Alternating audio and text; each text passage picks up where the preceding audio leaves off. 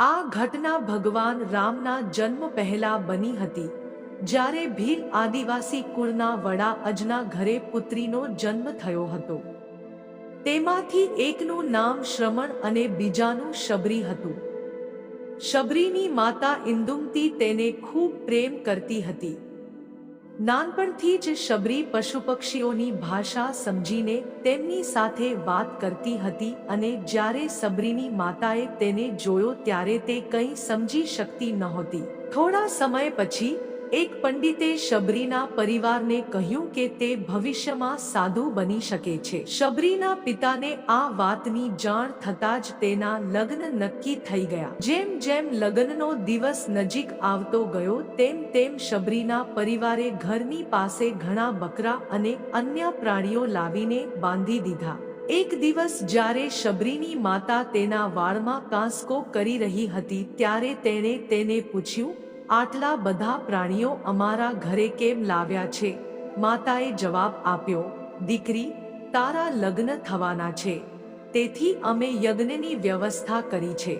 તારા લગ્નના દિવસે યજ્ઞની વિધિ થશે અને પછી તેમાંથી સ્વાદિષ્ટ ભોજન તૈયાર કરીને દરેકને પીરસવામાં આવશે. આ બધું સાંભળીને શબરી દુઃખી થઈ ગઈ. લાંબા સમય સુધી શબરીએ તે પ્રાણીઓને મુક્ત કરવાનો વિચાર કર્યો. વિચારતી વખતે શબરીને વિચાર આવ્યો કે જો આ પ્રાણીઓ અહીં ન હોત તો કદાચ તેમનું બલિદાન બંધ થઈ જાય. જો આમ ન થાય તો હું ઘર હોડીશ ત્યારે જ આ બલિદાન બંધ થઈ જશે. જ્યારે હું નહીં રહું ત્યારે ન તો લગ્ન હશે કે ન બલિદાન. તેનાથી નિર્દોષ પ્રાણીઓનો બચાવ થશે. આ વિચારને મનમાં લઈને સાબરી એ જગ્યાએ પહોંચ્યા જ્યાં પ્રાણીઓને રાખવામાં આવ્યા હતા. તેણીએ તેમને ખોલવાનું વિચાર્યું, પરંતુ તે તેમ કરી શકી નહીં. તે પછી શબરી જંગલ તરફ દોડવા લાગી. દોડતા દોડતા શબરી ઋષિમુખ પર્વત પર પહોંચ્યા. લગભગ 10,000 ઋષિઓ ત્યાં રહેતા હતા.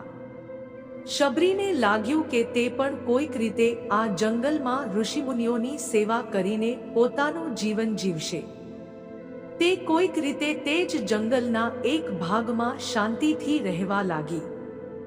શબરી દરરોજ ઋષિઓની ઝૂંપડીઓ આગળ ઝાડુ મારતી અને હવન માટે લાકડા પણ લાવતી. ઋષિમુનિઓ સમજી ન શક્યા કે જંગલમાં પોતાનું કામ કેવી રીતે થઈ રહ્યું છે. એક દિવસ એક મુનિએ શબરીને જોઈ. તેને જોતા જ તેણે તેનો પરિચય પૂછ્યો. જેવી શબરીએ કહ્યું કે તે ભીલ આદિવાસી પરિવારની છે, ઋષિમુનિઓએ તેને ખૂબ ઠપકો આપ્યો. શબરીને બિલકુલ ખબર ન હતી કે તેની જાતિ નાની છે અને તેણીની જાતિના કારણે તેને ઋષિમુનિઓ તરફથી અપમાન સહન કરવું પડશે.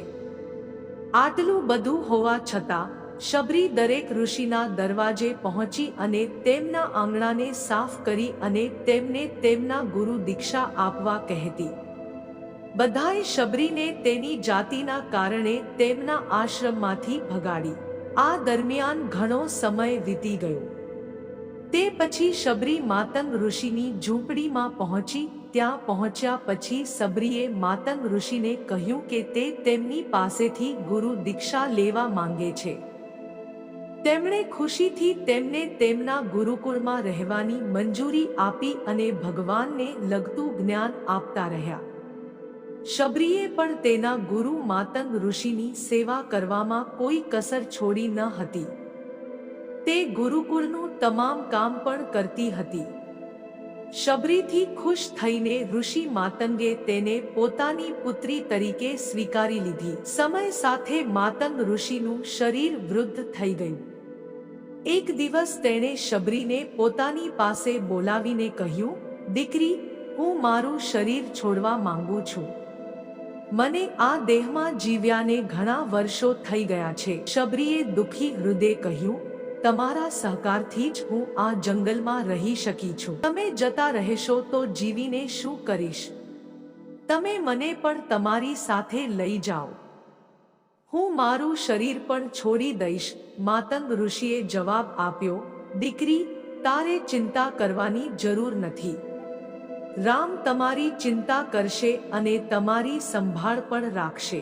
રામનું નામ સાંભળીને શબરીએ પૂછ્યું, કોણ છે અને હું તેને કેવી રીતે શોધીશ? મંદ ઋષિએ કહ્યું, રામ અન્ય કોઈ નહીં પણ ભગવાન છે. તે તમને તમારા બધા સારા કાર્યોનું ફળ આપશે. તમારે તેમને શોધવાની જરૂર નથી.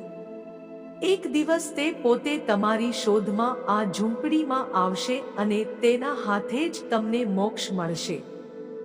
ત્યાં સુધી તમે આ આશ્રમમાં રહો. એમ કહીને મંદ ઋષિએ શરીર છોડી દીધું. મંદ ઋષિના ગયા પછી શબરીના મનમાં એક જ વાત હતી કે ભગવાન રામ પોતે તેને મળવા આવશે. દરરોજ ભગવાન રામને મળવા તે બગીચામાંથી સુંદર ફૂલો લાવતી અને આખા આશ્રમને શણગારતી અને ભગવાન માટે આલુ તોડતી. ભગવાન માટે આલુ તોડતી વખતે શબરી તેનો સ્વાદ લેતી, જેથી ભગવાન ફક્ત મીઠા આલુ ખાય.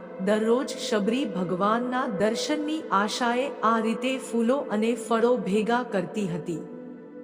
આવી જ રાહમાં ઘણા વર્ષો વીતી ગયા. શબરીનું શરીર ઘણું વૃદ્ધ થઈ ગયું. એક દિવસ શબરી આશ્રમની પાસેના તળાવમાં પાણી લેવા ગઈ. ત્યારે નજીકના એક ઋષિએ તેને અસ્પૃશ્ય કહીને ત્યાંથી ભાગી જવા કહ્યું અને તેના પર પથ્થર ફેંક્યો.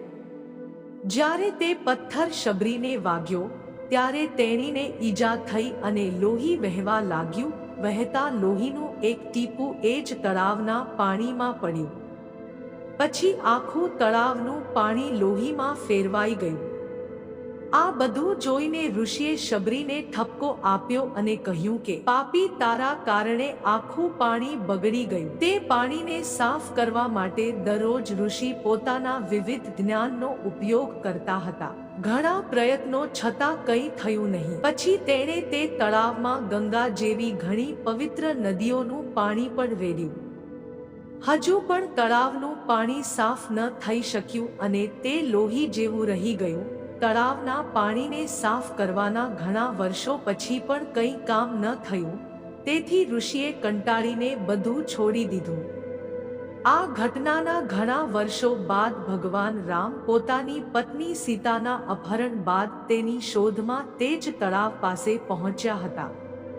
ઋષિઓએ તેને ઓળખી લીધા. ભગવાનને ત્યાં જોઈને ઋષિમુનિઓએ ભગવાનને પાણી સાફ કરવા તળાવમાં પગ મૂકવા કહ્યું, પરંતુ પાણી જેવું હતું તેમ જ રહી ગયું.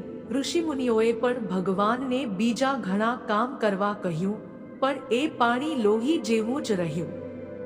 ત્યારે ભગવાને ઋષિમુનિઓને પાણીના લોહીમાં પરિવર્તિત થવાની વાર્તા પૂછી. પછી ઋષિએ શબરીને પથ્થર મારવાની આખી વાત કહી. તે પછી તેણે કહ્યું કે મહિલા પોતે અપવિત્ર છે અને નીચલી જાતિની છે, તેથી જ આ બધું થયું. તે જ સમયે ભગવાન રામે કહ્યું, આ બધું તમારા ખરાબ શબ્દોના કારણે થયું છે. શબરીને આવા શબ્દો બોલીને તમે તેને નહીં પણ મારા હૃદયને ઈજા પહોંચાડી છે. આ તળાવનું લાલ પાણી આ ઘાયલ હૃદયના લોહીનું પ્રતીક છે. આગળ ભગવાન રામે કહ્યું, તે માતા ક્યાં છે? મારે તેને મળવું છે. ત્યાં સુધીમાં શબરી એ જ તળાવ પાસે પહોંચી જાય છે. આ દરમિયાન શબરીનો પગ ઠોકર ખાય છે અને તેનો કેટલોક ભાગ તળાવમાં પડી જાય છે. તો જ બધું પાણી સાફ થઈ જશે. ભગવાન બધાને કહે છે કે જુઓ, તમે લોકોએ કંઈ કર્યું નથી, પણ પાણી શુદ્ધ થઈ શક્યું નથી. હવે તેના પગની થોડી ધૂળથી તળાવનું પાણી સાફ થઈ ગયું છે. શબરીએ ભગવાન રામને ઓળખી લીધા હતા. તેને વંદન કરીને શબરીએ કહ્યું, ભગવાન, તમે મારી સાથે ઝૂંપડીમાં આવો. ભગવાન પણ ખુશીથી શબરી સાથે ગયા. શબરીએ ભગવાન રામનું ફૂલોથી સ્વાગત કર્યું. તે આલુ તોડવા માટે સીધા બગીચામાં ગઈ અને તેને ચાખ્યા પછી પાછી લાવી.